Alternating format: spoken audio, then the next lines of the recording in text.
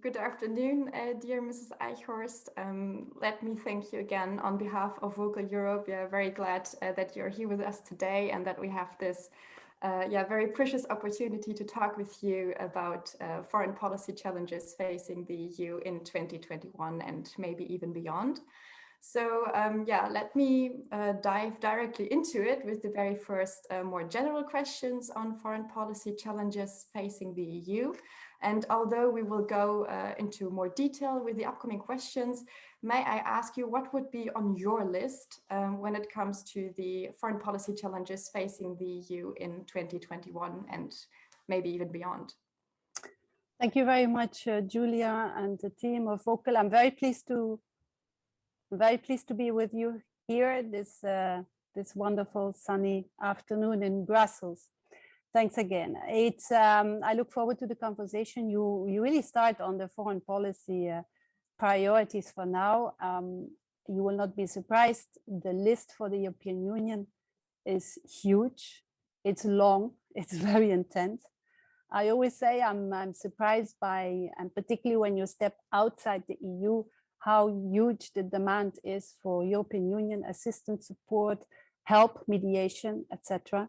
If I may refer to the latest block of High Representative Josep Borrell, when he tries to picture only last week, it's the famous Cubis reference to the major actors at this moment on the stage: China, Russia, United States, Turkey, and how we as EU are positioning ourselves in there. That's the big, if you like, geopolitical question, which I see, frankly, it goes very fast. It shifts extremely fast.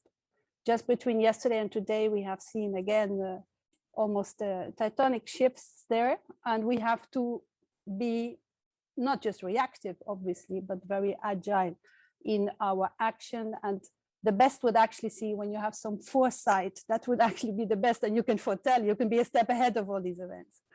But narrowing it down and zooming in on the immediate work, and that's also very much the work of the managing department here and the work we're doing. It's obviously right at our border where the key attention is for the moment. It is indeed the Eastern Mediterranean, and I hope we can talk about it a little bit later. It is definitely the Balkans, no doubt, and I hope we can also chat about that. The High Representative has already alluded to his work in the Sahel for good reasons. That will be, I believe, a very important part on the agenda. And that is, if you like, it's not a second layer below the big geostrategic political questions we have, but it is very clear that first and foremost, you look at your immediate neighborhood, Eastern partners as well, and the Middle East and North Africa. There's no doubt about it. But as I said, the list is really very long, and it keeps us 24/7 on. Dear Ms. Eichhorst, thank you very much for this, for your input on this introduction question. And now we will move on to the region of the Western Balkans, as you said.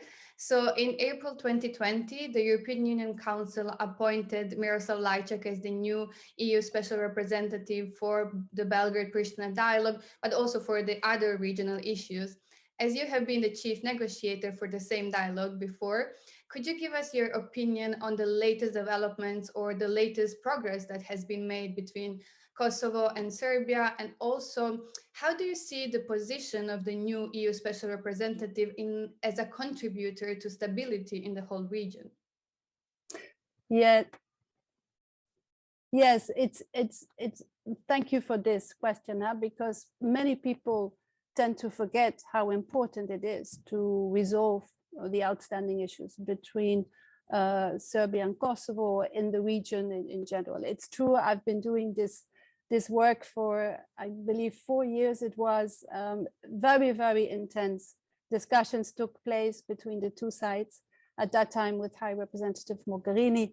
And we always, we put this at the center of trying to resolve all the outstanding questions in the region. And I think this is very much the case. And that's also why High Representative Borrell decided to give this important task to a former foreign minister, Miroslav Lajcek, very knowledgeable of the region and very, very engaged on it. And it also shows how high the priority is for all of us.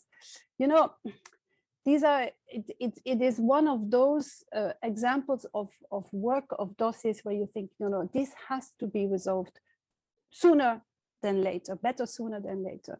There's no doubt about it. I also very often question whether people really know and whether they remember what are the outstanding issues and where the differences really are. It's also that very one dossier where the European Union has a mandate from the General Assembly to mediate, to facilitate. It's perhaps the only framework where the EU as such is facilitating. Nothing is agreed until everything is agreed. That is very much the line also of the EUSR Lajcek. So yes, it's true. They have now discussed a number of issues, very important, but it is important to keep that always in mind in the negotiations, that you cannot actually move visibly ahead. You can move sort of behind the scenes ahead on a few steps, but you will, in the end, you will have to have everything agreed. Also to take it, and that I think is going to be a real challenge on both sides, once they have an agreement, to take it to the people who need to accept it and need to work with it. It's one part of coming actually to an agreement, but it's the second part of, can you implement it? Can it work? Can it hold? Will everybody support? Will the region support? Will the EU support international? And this is always what we said. You need to have an agreement based, of course, mutual consent, agreed, negotiated, but will it then also be carried forward over time? Will it hold? This is, I think, in these days, and maybe we will talk later also about other international agreements, it's so important to pacta sunt servanda. You have to stick to the agreements. So it's perhaps one of those diplomatic processes which are perhaps not well known enough. I believe that EUSR Lajcek gives very good information on what is happening. He is talking to all the parties, also outside. He's explaining the different steps. But again, how do you keep the parties hooked to actually work? It's a lot of work, but it also needs political courage. It needs to have really from both sides to say, this is now the resolve you need. This is now what we're going to solve. If I may just make a sidestep, because one, I was witnessing and working also very much behind the scene on another very important process we saw a few years ago, if you remember the Presbyter agreement between Greece and North Macedonia. That was historic. It was a major breakthrough. And you can see the challenges today there are to actually implement the agreement and to actually make it work. So there, we are here at this point in time, helping as much as we can the different parties, but we also as EU have to stay put with all the member states in the actual implementation of these agreements. Western Balkans, I do tend to think, I know, and I hope it will be the top priority still for this High Representative, but also for this Commission. We have had very encouraging signals and work from the President of the Commission herself on the Western Balkans, from the Commissioner, of course, for Enlargement and on the Western Balkans, but also from the President of the Council. And you can see that really we all agree institutionally with the member states that the EU has to be fully present, engaged, work, I would say consistently, consciously, conscientiously on these dossiers and be a force you can rely on. Well, thank you very much for this elaboration. It was very interesting.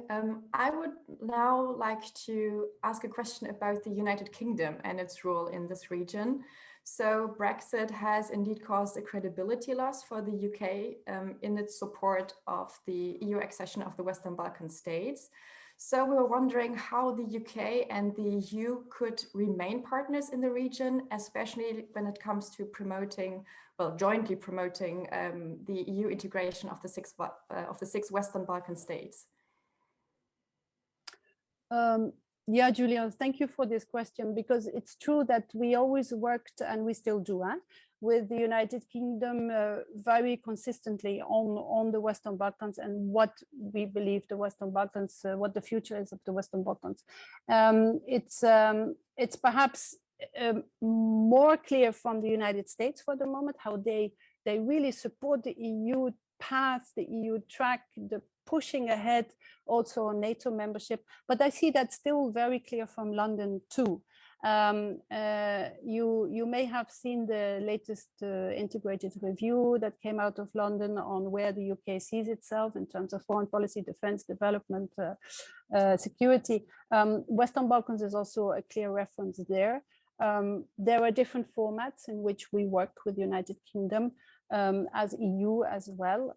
What I think what we can still benefit from, also from London, is to have a clear call, a visible call on the advantages of EU membership for the partners. Now, that may look like a contradiction for the United Kingdom, but I believe that our friends in London do also believe that it is very important for the Western Balkans to be fully integrated, fully part, also as NATO members in the future, for all the reasons I just mentioned before, all the challenges we have. So we have good contact with London on the Balkans, and we will continue to do so, I'm sure.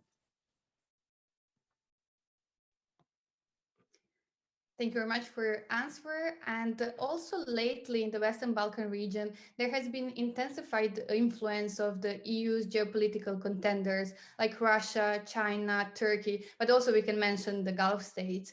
Can you share your take on the most significant challenges resulting from influence, growing influence of these actors in the Western Balkan region?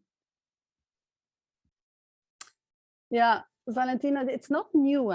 It's really, we've seen perhaps even before the war, the Balkan War, but even also afterwards, we have seen a continuum, a constant of different actors having different agenda and different interests. And that's one of the problems in the Balkans, I find it a challenge. And that is also one of the reasons, basically, the answer to your question is very thorough, consistent EU presence on the ground at headquarters level, and very clear messages on where we see jointly, all member states, where are the Balkans, and they are European family, right? It's absolutely clear. It's how do you make it best happen? And what are then also your messages to other partners in the region? First and foremost, that's up to the leaders themselves in the Balkans. You know, when we get public questioning EU from leaders in the Balkans, we say, but hey, but you want to be members, so how does that work? And you have almost between 70 and 80% of the people in the Balkans who absolutely want to be fully part of the single market of the European Union, full of all freedoms as a full member, right? So it's very important that what comes out, as I always call it, the megaphone, the diplomacy and megaphone, is it has to be helpful. It has to be fully also in line what we expect. If leaders have questions about the EU as such for their own political agenda, fair enough, that's what politicians do. But if you have signed up to an accession process, or if you want to sign up to it, like Bosnia-Herzegovina is still hoping, and we all hope that the candidate status is not too far away in the future. If you choose, and that's a political choice you make, then you also make the choice to work yourself through the very, very difficult reforms the European Union is asking from you. This is what we ask. China doesn't ask these reforms, neither do Russia, nor Turkey, nor others.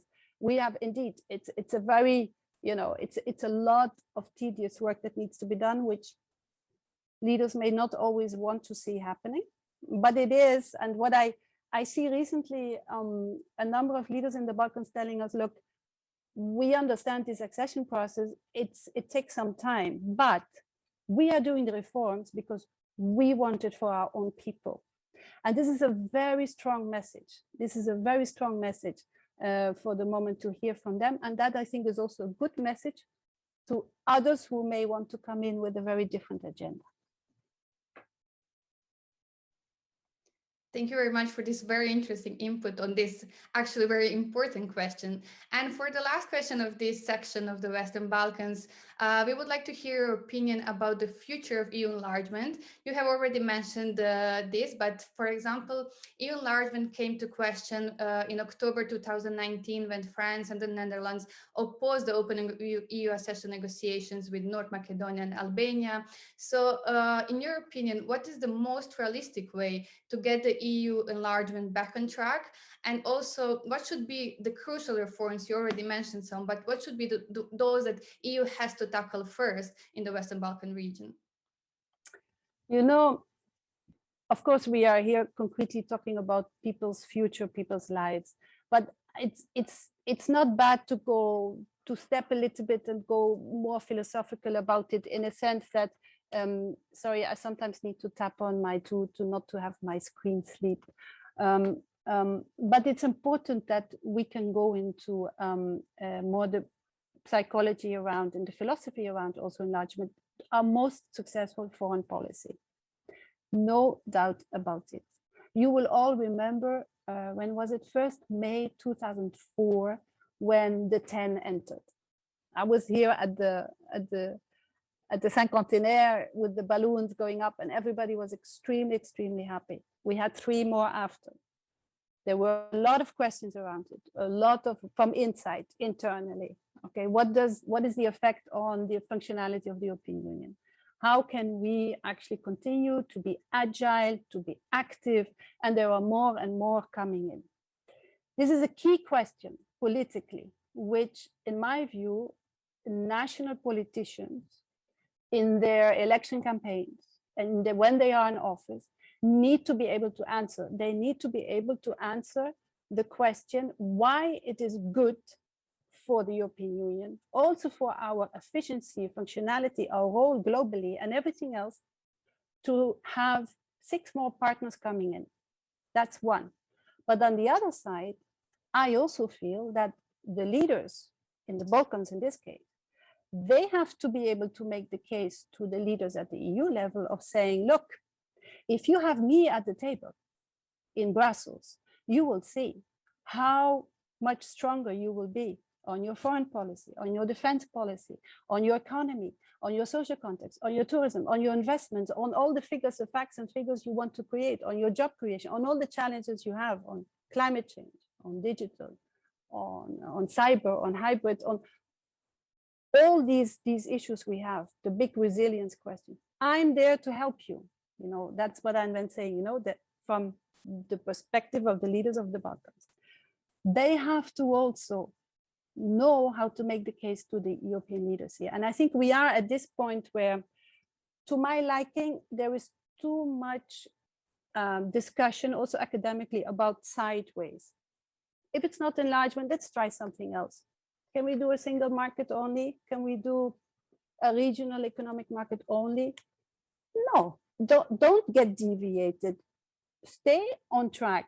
But the point is, the European Union is moving very fast on a lot of legislation. I can tell you that the work needed internally of new legislative acts in aspiring members is huge. And the gap is growing because we go very fast in the UN legislation. And the aspiring members who want to come in, they have so much work to do. And I see it not just with the Balkans, I see it with, you know, in our managing directorate, we work with others who want to have association agreements with us, who want to have friendship agreements with us, who want to, you know, they all aspire something with the European Union, but they underestimate the capacity you need to have to be part of that family.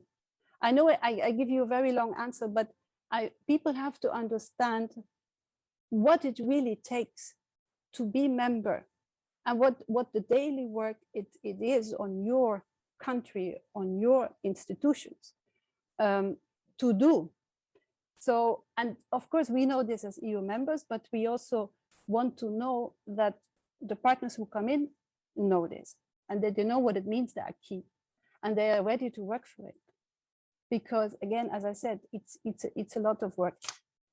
To round up, I personally believe, of course, that's why I'm doing this work on a daily basis, and I'm very enthusiastic about enlargement, because I believe for us as European Union, it's a win-win.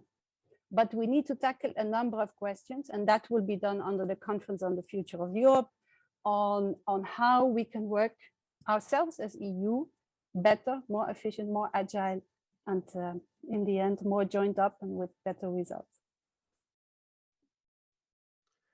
Ms. Eichhorst, let me take you to Turkey, with which there are a lot of issues at stake at the moment, as it has been always the case. At the peak of the migration crisis back in 2016, the European Union agreed to provide Turkey with funds in exchange of a reduction in legal crossings and improvement in the situation of refugees and migrants in Turkey, which I think constitute the basis for the EU-Turkey refugee deal.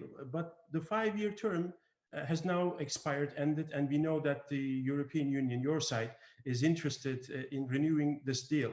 May I ask you, on the one hand, if there are any disagreements among the EU member states for the renewal of this deal, refugee deal with Turkey, and on the other hand, what is the Erdogan's administration's approach with respect to your request to renew this deal? Thank you, Ebu Bekir. It's an important question. It's a little bit a question limiting itself only to EU, Turkey, and migration. And I don't want to avoid, I will come and give you an answer, but I always tell people you have to see EU and Turkey in a far bigger framework, in a geostrategic framework, a geopolitical framework, and in that huge basket we have of all the work we are doing with Turkey. And why is that? Because Turkey also, we just talked about accession, and you know very well that Turkey has signed up, Turkey is aspiring, and we have come, unfortunately, to a situation where we can actually not advance on the whole accession because of decisions which were taken for a number of reasons we can go into. You refer to the migration deal as being, okay, let me rephrase it. You refer to the migration statement, because honestly, I don't like the word deal because it sounds like in a very strange setting. It's a statement that was negotiated with Turkey at the time, and I remember it vividly, in March 2016. You refer to it as if it is expiring. This already, and you have seen that also in March at the European Council, this is not on the table for now, whether this is expiring or not. Actually, if you read very carefully another statement, it was not council conclusions this time because the leaders didn't have an official physical council. But if you read what was decided by the leaders in their statement, it was just last week, on migration, it's really basically saying that we are going to focus and deeper go into the implementation of the existing statement, right? With all the elements, if I look at the return of irregular migrants, the rejected asylum seekers, all in accordance. It says actually literally in accordance with the statement. So we have no issue here of expiration. What we have, it is migration is part and parcel of an important pillar of EU-Turkey relationship for good reasons. We appreciate Turkey hosting 3.6 million, we say, refugees from Syria, but it's many more, as we know, because there are many refugees coming from elsewhere. We provide support to all the entities who give assistance, necessary assistance to refugees and migrants, and we will continue to do so. Leaders have decided they will continue to give this support. Obviously so, you know, this was also a big topic now on the Syria conference as well. We will also do that to other neighboring countries. You know, I'm unfortunately too familiar with Lebanon and with Syria, where I used to work on how these theaters are and what people are really go through at that end. But we will continue to work. Now, and this is also very important for Turkey. You mentioned President Erdogan's expectation on that end. It is very clear that it is important for both of us, EU and Turkey, to continue to work on migration. And I'm again, it's personal, but I think we all are very much looking forward into the implementation of what was discussed last week at the European Council. Mm-hmm. And referring to European Council, and despite many backsliding steps taken by Erdogan administration with respect to rule of law, democracy, human rights, the EU leaders during the latest EU summit, as you refer, in late March, decided to somehow soften the tone and approach towards Turkey, following Turkey's more constructive attitude in its bilateral relations with some of EU member states. And in that respect, Commission President and High Representative submitted a report to further engage with Turkey on issues such as migration funding, financing, high-level dialogue, modernizing customs union, and so on and so forth. And on top of that, if I am not mistaken, I think it's already official, the Commission and Council presidents are going to pay a visit to Ankara. So my question, however, if Erdogan administration doesn't move constructively as you are expecting, or if it returns to unilateral actions, particularly in Eastern Mediterranean, what would be the EU's approach towards Turkey? For instance, is it possible that for the first time, the EU might go beyond the traditional tools that it has so far used vis-a-vis Turkey or against Turkey within the framework of EU accession process? More precisely, might the EU consider new types of tools, measures that might hurt Turkish economy? Thank you. I hope that you and also the audience, you have seen, probably we have been working a lot and also publicizing a lot on where we are EU-Turkey today. Most recently, the High Representative, he did a blog, I believe it was yesterday. It's building bridges with Turkey. And he spoke many times before, because he takes, for the High Representative, EU-Turkey relations are really a key strategic question for the moment to tackle. And as I said before, it's a vast relationship. It's big. And an integral part of that relationship is indeed the domestic situation as well. The leaders are not, the leaders from the EU, they are not avoiding discussing this at all. Actually, the last week language is very clear on it. Many statements have been made. But you know, it's for us, it's first and foremost, it is for the people in Turkey themselves, and also for the Turkish leadership. If you really want to build an open society, economically flourishing, you want to be the hub in the region for so many reasons. You have so much to offer. I mean, Turkey has so much to offer. And I refer again to the blog of the High Representative, where he gives the figures on investments, on trade. And not just that, I mean, it has huge, huge potential, also because of its geographic position and all, and as NATO member, etc. You can do so much. And if you really aspire or doing all of that, then obviously you need to have internally your house in order. There's no doubt about it. And for the European Union, we will never, ever stop saying this. This is, again, it's part and parcel of our own being. It's in our DNA. I understand a lot of people are questioning, you know, but the situation is not improving internally. Things are still happening. We understand that very well. We are in contact with as many people we can who ask us also to pass the messages, which we do, not always publicly, sometimes behind, but we do, and we are very consistent in doing that, because Turkey for us is too important, and the people living in Turkey, we are still seeing, I think it was the latest figure of 61% of people living in Turkey who see the European Union. I think we phrase it as a global actor, but it really shows, you know, they want to be in the EU, close to the EU, as much as aligned with the EU as possible. So there is the focus on people. But to come back to the point you are saying, what if? Yeah, I agree with you. As a diplomat, you always must ask yourself, what if next? And therefore, I think the report presented by High Representative Borrell, the President of the Commission, it has it all in there saying, yes, some steps have been made, they are forthcoming. The sea is calm as such. That's good. And that's exactly what we need. You know, you are in this stage of de-escalation. It's an important stage in a relationship, but it's not exactly what, you know, it's like having a big fight with your partner and then you have a calm, but in fact, you want to feel the love again, right? So there is, and it goes by step by step by step, very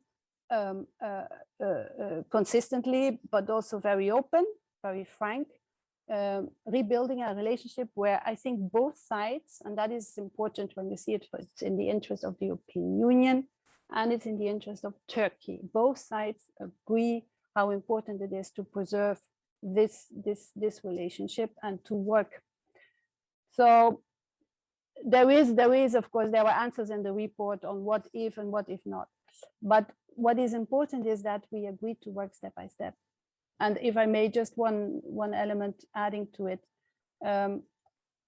really what has helped us, I think, de-escalating so far, fragile, but we have come from very far 6 months ago to today, is having all channels open, you know, at my level in the EIS, of course, but here I'm talking frankly about across the board, the institutions, European Commission, the Council, the Parliament too, the business community, academics, everywhere, but also the member states themselves. This is one of the rare occasions where I found that everybody felt it was so important to invest. It has been done. And on top of it, we have a new US administration. And, you know, we have many discussions with them on Turkey as well, who feel the same of importance of investing in a good relationship. It's I don't want to say it's unique, but it's quite exceptional. And it is important. It has to be appreciated. And I believe with the different sort of dots being connected and with the different elements brought together and focused, you can actually, you're probably in a good place to try to crystallize what you have achieved so far, and to build from it the next steps. But we are very cautious. You can hear from, it's not just the language, but we really feel we need to work step by step. And with it also goes improvement on the domestic situation. Thank you very much for your thoughts on Turkey. It was super interesting. Thanks a lot for the very large elaboration.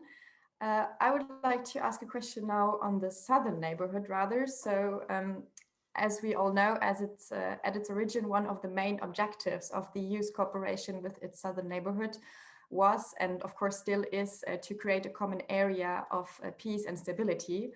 However, today we still have ongoing conflicts in Syria and Libya, long-standing instability in countries like Algeria, Egypt, and Lebanon, and of course also the very serious impacts of the COVID-19 pandemic. And so it is obvious that this main objective, yes, remains to be accomplished yet. Moreover, for the past few years, the EU had also to face some of its member states' conflicting interests in this region, which has in return largely undermined the EU's credibility in the region. So in fact, the southern neighborhood is a region of primary interest for many EU member states.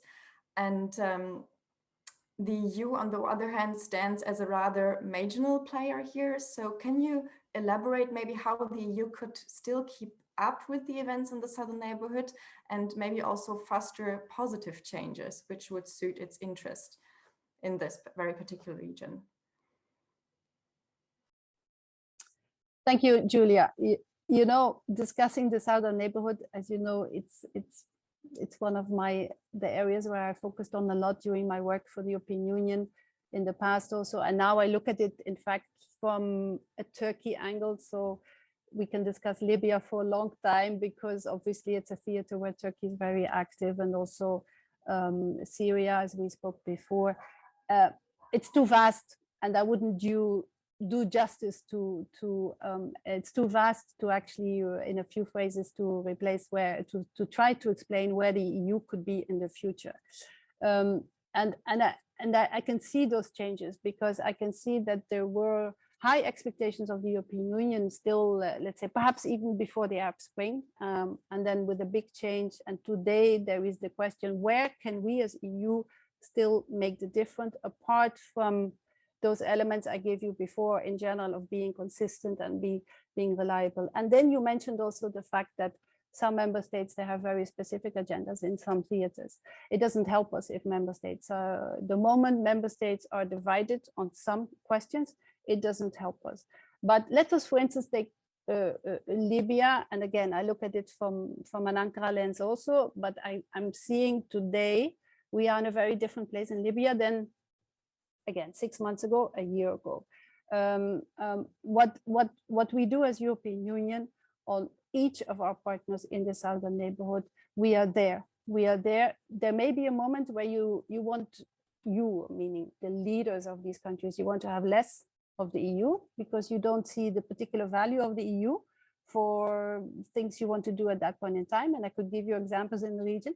But when it comes to building the societies these countries want to have, and then again, open economically, open through trade, open through all the gates of people to people and moving, then I still think, but you know, I could be absolutely wrong, but I think the only one who's there to help you on that is the European Union, frankly.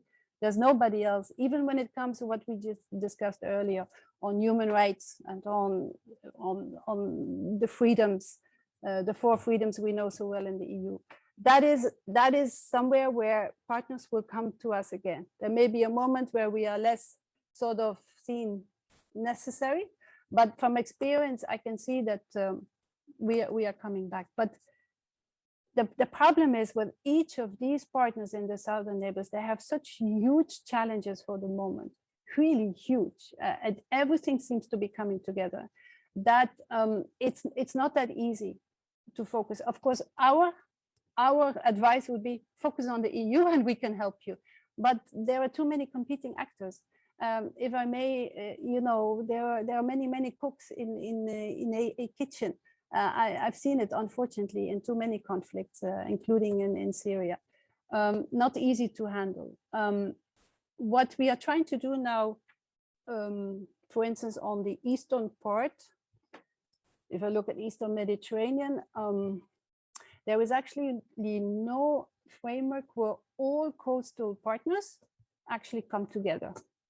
And I think one area where the EU is very good is at the regional cooperation. So how can you bring together, you know, Greece, Turkey, Cyprus, Lebanon, Israel, Palestinian Authority, the Egypt, you know, in a way that they can actually not discuss what divides them, but discuss what could literally connect them, how to work from, you know, from one port to the other, from one electricity outlet to the other. How can you work on climate change?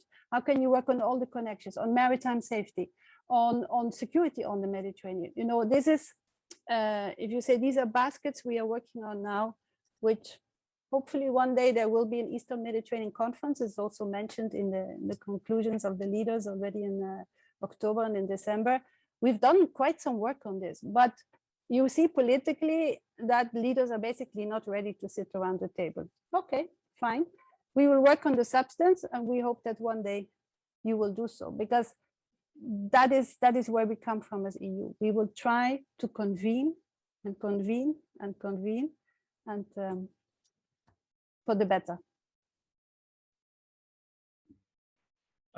Ms. Eichhorst, maybe as the last question, let me take your attention to one of the EU's most fragile diplomatic success, the JCPOA.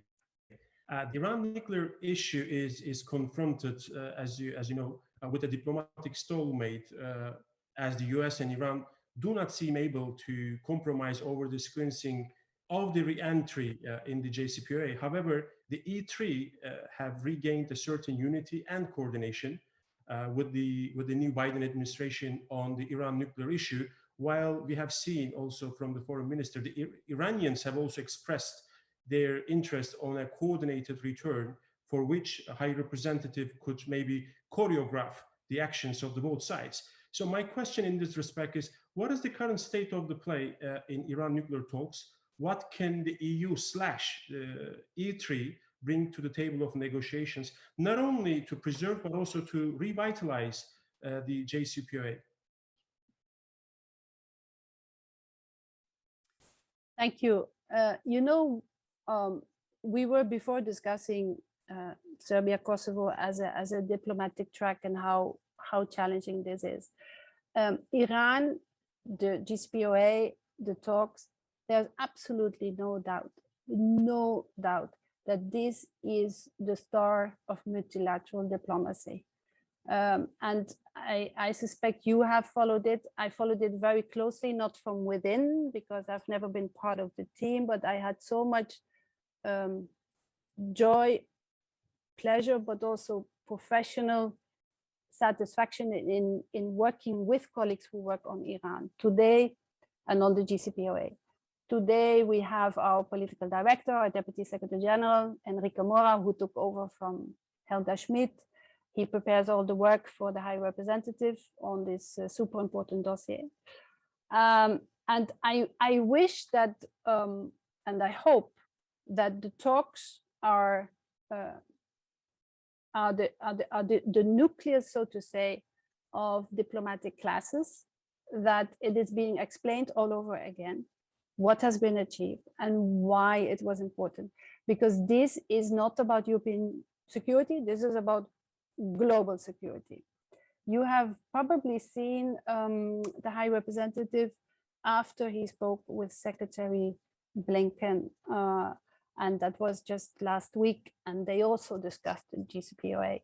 And it is, I think they both really agree what is the value of this masterpiece, why it needs to be preserved, and how also that's what we are trying now, obviously, with the United States, is to engage and to see also a prospect of the United States coming back on this, because that was a big blow for everybody. I mean, just even junior diplomats, everybody who has been working this, they were really shocked by how this happened during the previous US administration.